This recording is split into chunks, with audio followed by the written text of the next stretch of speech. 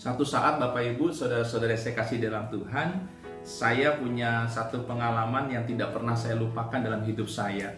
Ketika itu Bapak Ibu, saya dalam situasi yang panas, saya pengen meminum teh manis gitu ya. Saya pengen minum teh manis. Nah Bapak Ibu, saudara-saudara saya kasih dalam Tuhan, karena saya dalam posisi yang haus banget, saya tidak bisa melihat lagi, tidak konsentrasi lagi. Saya masuk, saya celupkan teh, lalu saya cari gula, Bapak Ibu saudara-saudara yang saya kasih dalam Tuhan. Nah karena tempatnya di rumah saya itu hampir sama, saya ambil ini Bapak Ibu saudara-saudari. Saya ambil dan dengan PD-nya saya menuangkan ini dengan kurang lebih 3 sendok gitu Bapak Ibu saudara-saudari. Ternyata setelah diaduk ketika saya minum dengan harapan dahaga saya hilang, kok malah rasanya asin Bapak Ibu dan kayak minum oralit gitu. Ternyata saya baru sadar Bapak Ibu bahwa yang saya masukkan itu bukannya gula yang manis tetapi garam yang asin Bapak Ibu.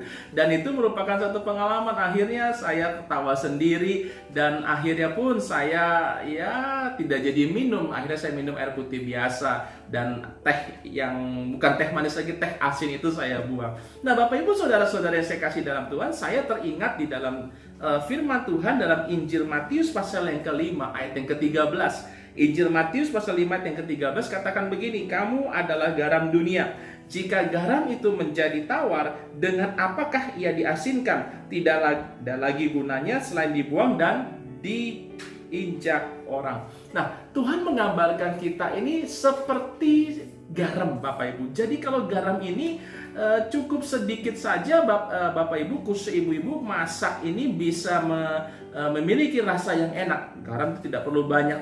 Nah, tetapi Bapak Ibu yang saya amati dan kita pelajari hari-hari ini atau mungkin terjadi dalam kehidupan kita, kadang kita menaruh garam itu dalam keadaan atau kadar yang tinggi. Sehingga Bapak Ibu, saudara-saudari, kadar garam yang misalnya cuma hanya 1 sendok, kadang-kadang bisa berlebihan dan artinya rasanya menjadi nggak enak Bapak Ibu. Nah begitu pula dengan hidup kita, ketika Tuhan menggambarkan kita seperti garam, tetapi garam kita ini atau tanda kutip kehidupan kita yang sebagai garam ini membuat berkelebihan, akhirnya bukan menjadi enak, bukan menjadi berkat, tetapi malah menjadi orang menjadi emosi. Bapak Ibu kalau makan garam banyak-banyak bisa hipertensi. Hati-hati karena garam ini pemicu, asin, bisa darah tinggi. Sama, kalau kita makan garam, sayur dengan garam secukupnya enak rasanya. Tapi kalau berkelebihan yang ada malah akhirnya menjadi sakit Bapak Ibu. Nah, hidup kita kadang-kadang seperti itu. Maksud kita mau baik. Maksud kita mau menegur seseorang. Maksud kita mau menasehati seseorang. Cuman hanya mungkin caranya yang salah. Mungkin timingnya tidak tepat. Mungkin kita merasa di atas tanda kutip kita mau menasehati orang. Sehingga Bapak Ibu saudara-saudari, kita ini bukan menjadi berkat, akhirnya malah menjadi batu sandungan bagi orang lain. Kenapa? Karena kadar garam kita terlalu tinggi. Dan segala sesuatu yang berkelebihan pasti tidak akan menjadi baik. Segala sesuatu yang berkelebihan pasti tidak akan menjadi lebih baik lagi. Nah, oleh sebab itu mari kita menjadi garam dunia. Kita boleh mewarnai, memberi rasa, memberi warna, mengawetkan, banyak sekali fungsi macam garam, tetapi secukupnya. Berbicara secukupnya, menasehati secukupnya. Kadang kita menasehati orang, kalau orang itu bisa terima, puji Tuhan. Kadang kita kalau menasehati orang, mungkin kita benar, tetapi timingnya salah, orang itu akan kecewa dan marah dengan kita. Jadilah garam yang secukupnya. Garam yang terlalu tinggi pun akan mengakibatkan sakit. Jadilah mungkin kita secukupnya aja. Ya kalau kita menasihati secukupnya.